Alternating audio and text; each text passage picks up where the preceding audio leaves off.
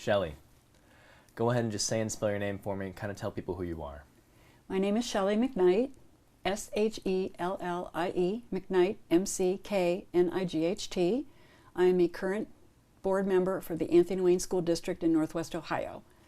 Okay, so you've had kind of a heck of a week. Walk me through how this all started, and I believe this starts sometime last Tuesday, Wednesday? I believe it was Wednesday.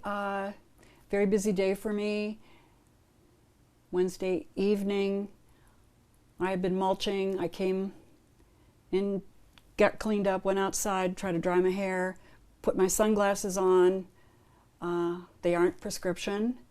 Opened up the phone. Sometimes, as you know, when you open up Facebook, it just picks something to show you, and that's what came up, the announcement of Charlie Kirk's death.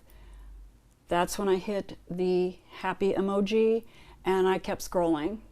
I have apologized for that as an English teacher. I know I should have checked that because I usually do, but I kept scrolling because I didn't know who the man was, never heard of him until that moment.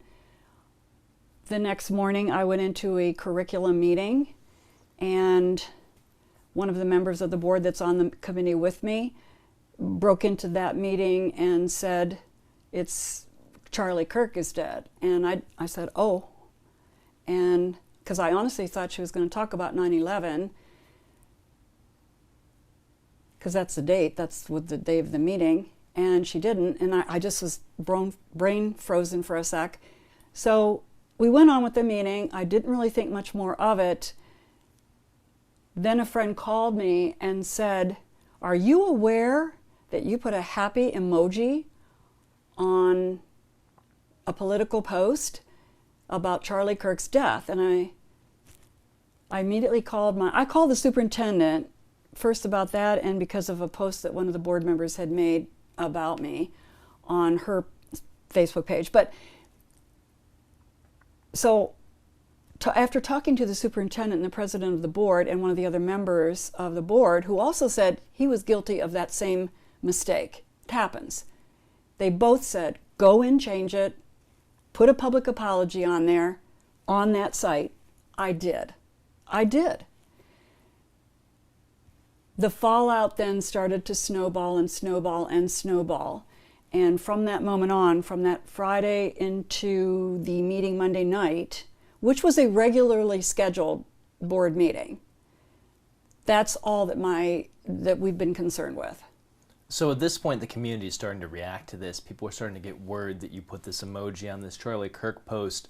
What kind of feedback were you getting from people in the community? I mean, talk to me about the energy of these posts, and what were you hearing from parents? From what I began to see, and after a while I simply didn't look at them anymore, they were pretty hardcore, threatening. They were rhetoric that really shouldn't have been there.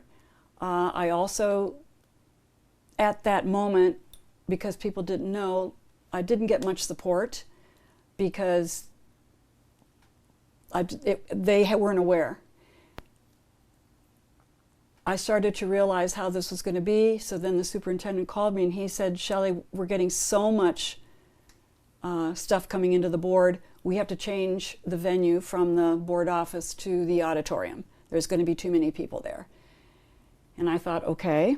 So I thought about how to get prepared, and I told the board president and Kevin I was going to make a statement, which I prepared, and I made that statement Monday night.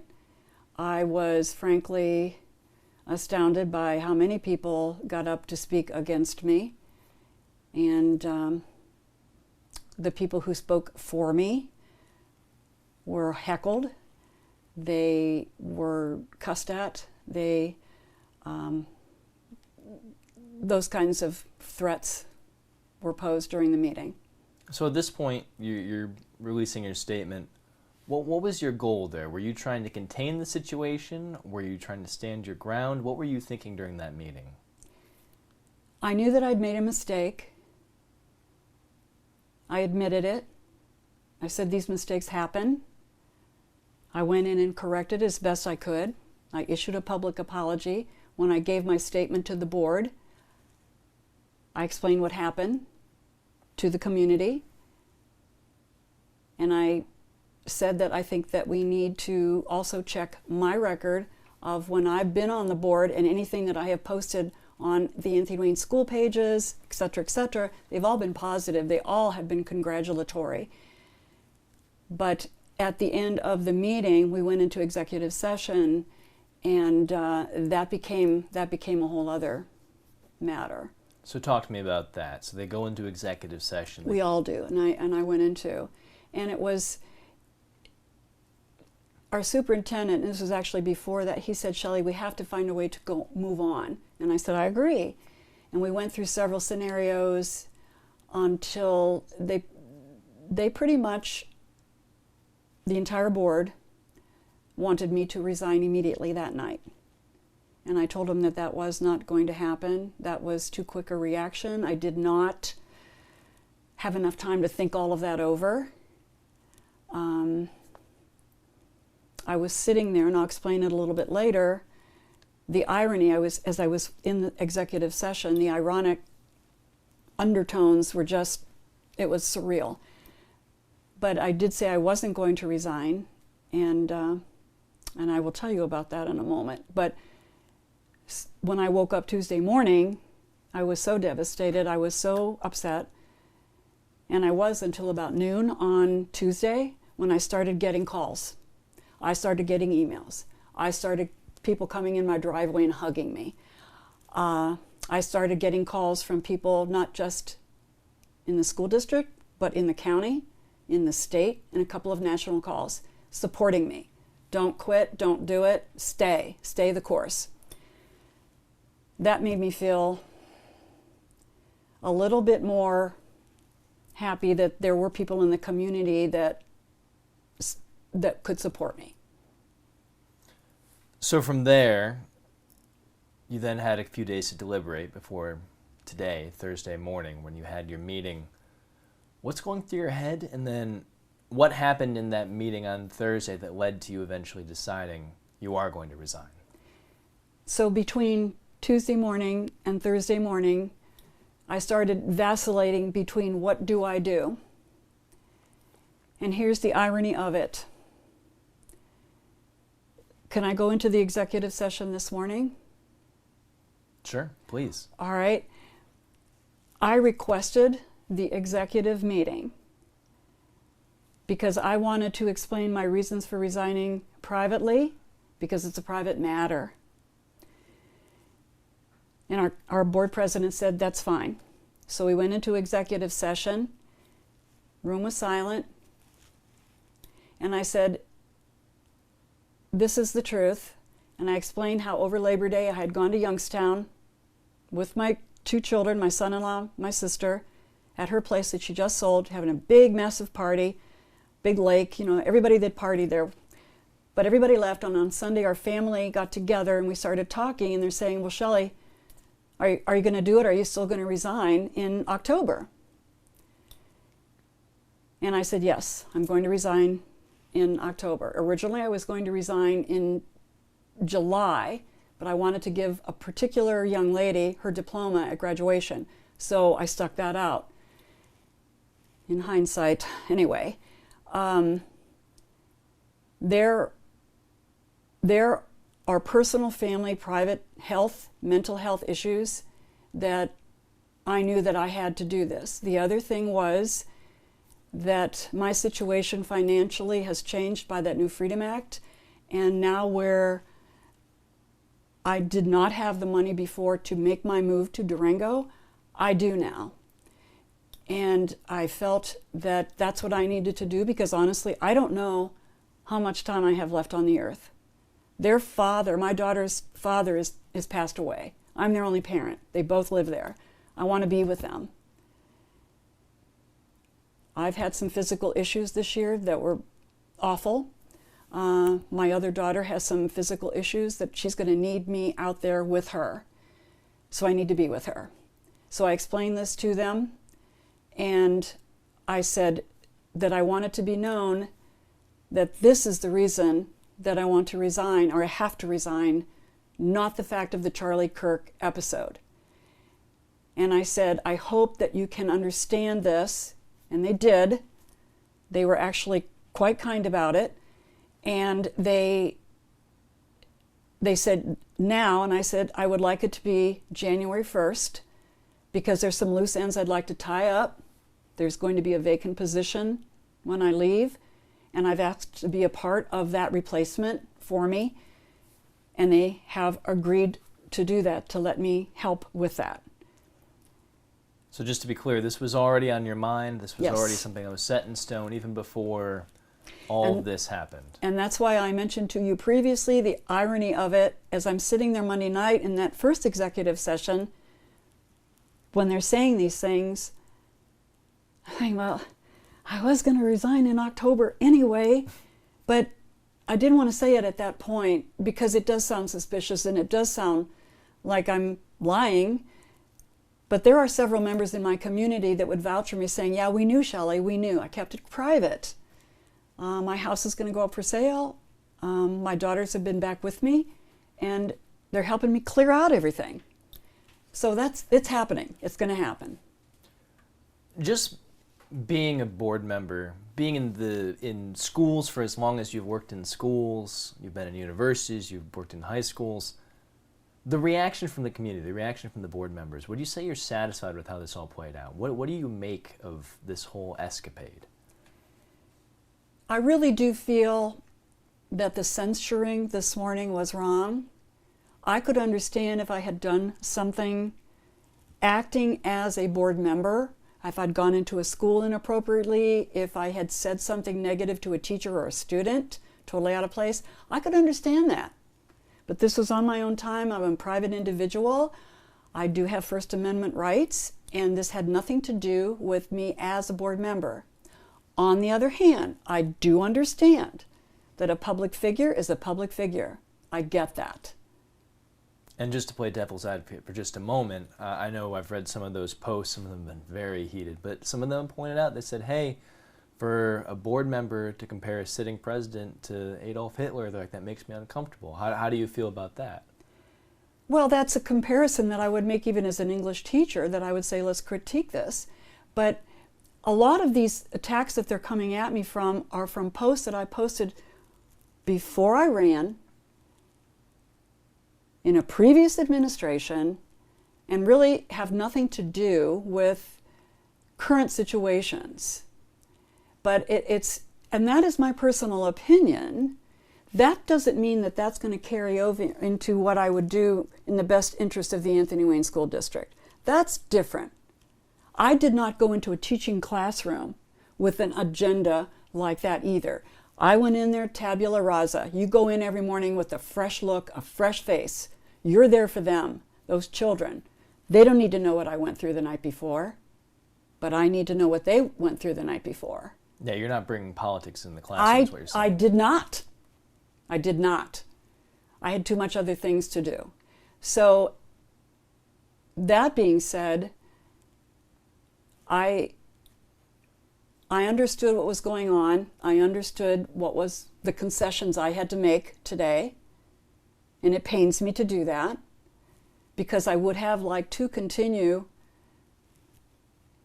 and to have left under different circumstances. But this is what it is. And one thing you wanted to talk about was just the fallout of this. I mean, how are you going to deal with the long-term fallout just in terms of community perception? One of the things that I always told my students when I was teaching journalism, one of the things that I've always said to people who have an issue with me, if you have an issue with me, come to me. Talk to me. Don't go around me. Don't say things around me or say something bad about me to someone else. Come to me. I'll talk to you. I have told the board that I am staying off social media completely, unless my own personal site, and I'm going to post simply neutral things: sunsets, sunrises, my cats, going out to dinner with friends. These are going to be totally apolitical posts, and I mean it. I'm not going to say, if I have to tape my hand somewhere, I'm not going to do it. It's unworthy, and it's fine. I'll concede that. And they were happy to hear that. The board was like, thank you. And that was very gracious of them. As a journalism professor, though, I'm sure you're a huge First Amendment advocate. What do you make of this as an example of First Amendment rights, or maybe a lack thereof? More a lack thereof, or an erosion of continually. And I'm seeing it more and more and more. We just had a comedian being fired from ABC because he made a comment. I just read that there's a teacher in Oklahoma who's being fired because of a social media comment. Airline pilots are being grounded because of comments that they have made. This, to me, is something that does remind me of 1930 Germany. And I'm a history buff, so I know about this. I read about this. So this bothers me. I should be able, as an American citizen, to say what I want. Yes, could be consequences for that, but I should be able to say it. And what's kind of ironic about it is that is the very same thing that Charlie Kirk always said. If he had been in that audience, he probably would have stood up and said, "Let her speak. Let her speak. You may not agree with her," but he let other people speak. So why can't I? So I am worried about that should I always watch what I say? I always watched what I said in front of students, because that's different. But in open society, you shouldn't have to watch everything you say or walk on eggshells.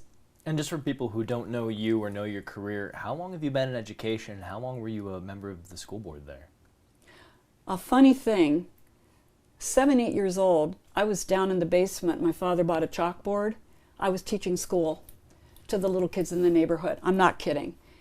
I knew grade school, high school. I was a member of the Future Teachers of America, went to Ohio State, enrolled in that, French, English, transferred to BGSU, English, French major, education.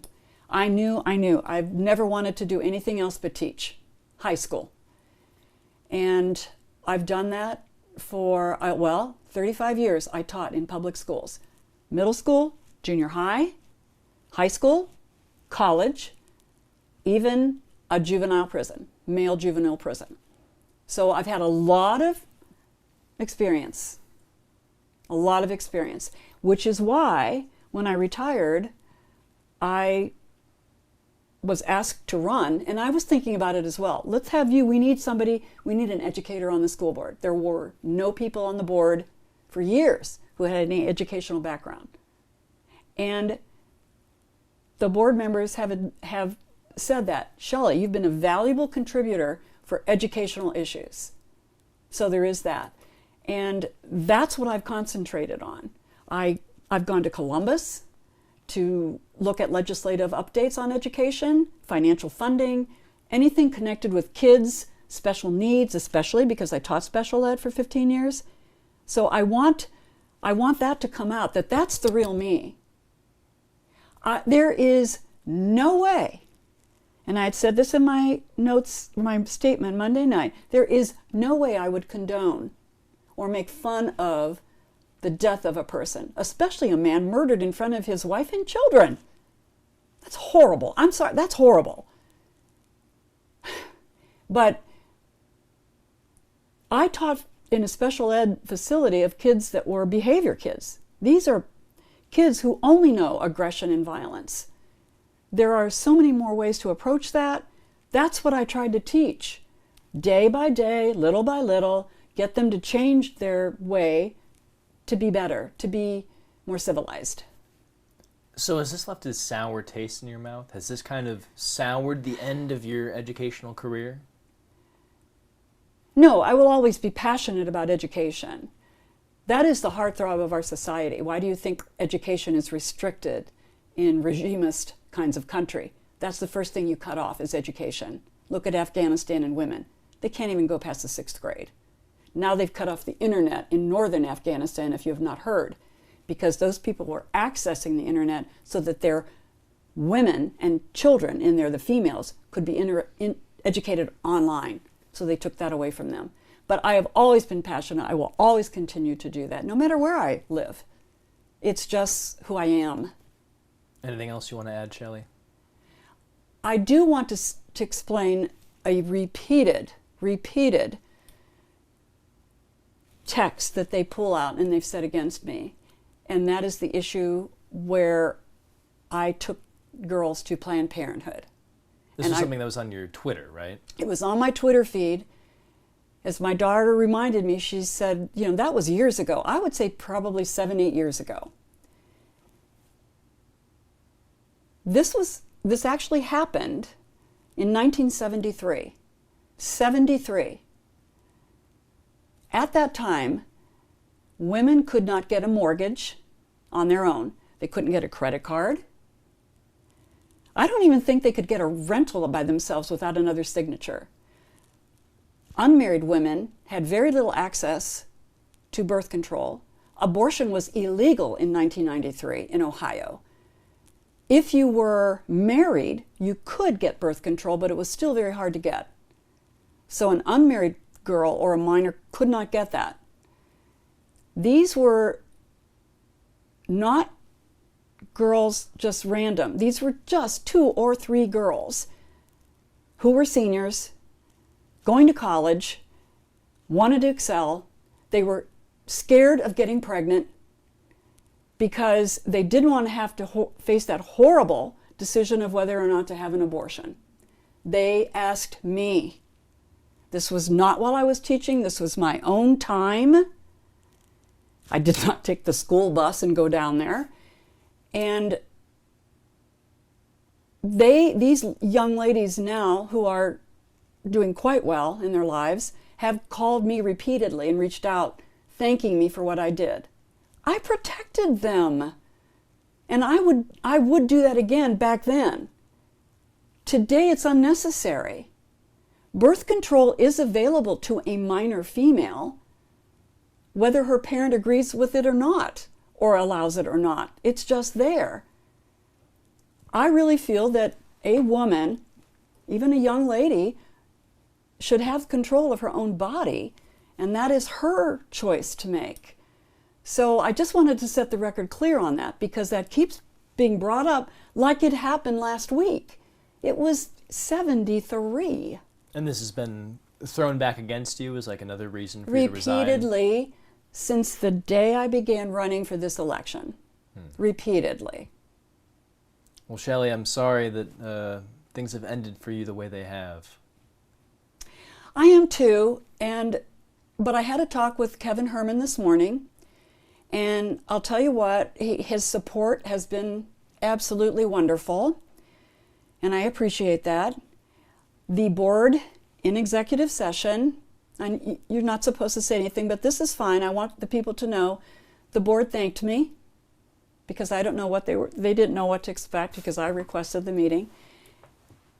They didn't know what to expect, and they were like, whoa.